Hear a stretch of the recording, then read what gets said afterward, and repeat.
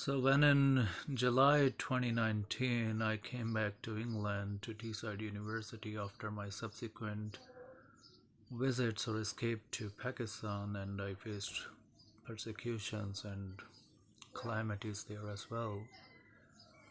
I got an accommodation at some student halls near the university. It was a private student hall. So in the apartment, two people were assigned for the assessments. One was psychiatric nurse and part-time student at the university, some young white girl, some English girl probably. She was a psychiatric nurse, and the other one was retired military, British military, young officer. He was probably transgender or something. He was in his early 30s and he served for military for 10 years or something. But anyway, the girl, the psychiatric nurse, she gave me a hint at that time, 4 years ago. I could remember now, I could look back and I remember. She told me if somebody has more than one relationship at a time, then what we do in the hospitals, we give them injections. I thought, she didn't go into details, but I thought at that time that's probably to debilitate or some to make you impotent or something like that. What I'm doing, I have shared in one of my videos in how they combined with the COVID injection to give me those sort of heavy metals and those implants through which they've been torturing me for the last over nearly 3 years now, I would say. The question is, in the West, I was reading one of the surveys some time ago. On average, a person, get into 8 relationships before they get settled. It could go up to hundreds for both men and women. What happens, most girls, most women, they are being mistreated. Look into their, uh, every weekend you could see how they go into the parties, how they go into the clubs or nightclubs or whatever. And then there is other class, strip clubs or brothels or underground brothels. Question is not that I was after their woman or I was after looking something. I was in a good faith. I was looking to settle down because it's to better my life.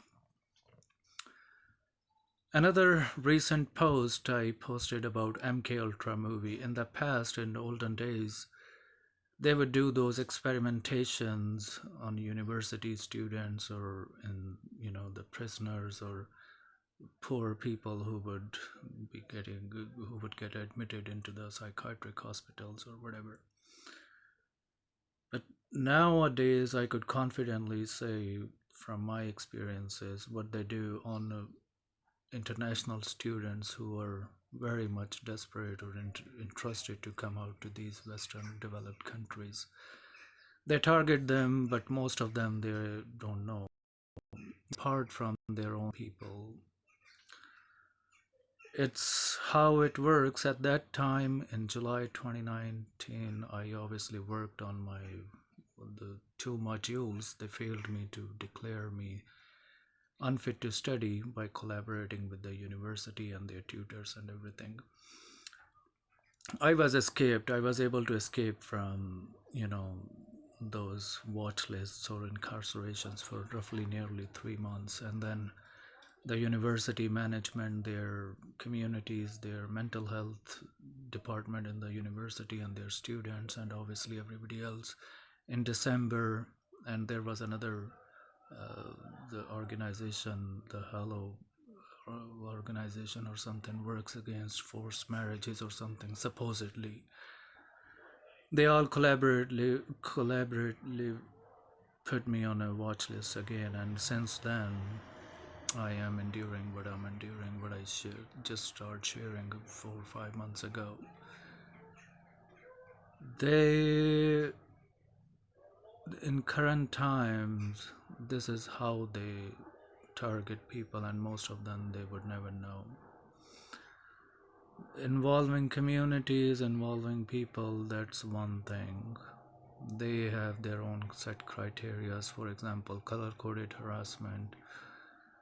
If you are, for example, working with somebody and they have, you know, it's just a different settings. I could talk about it in detail, but the message is it starts from very low level and then they collaborate with their associated people and then they put you on a different uh, watch list to be sort of target of their experimentations. It could involve intelligence, it could involve MIs, it could involve people from your own country and the dependent people, the migrants, and obviously they are dependent. They would first make you look like bad people. For example, in religious communities, they would highlight or bring up something they are doing, is doing something against religion.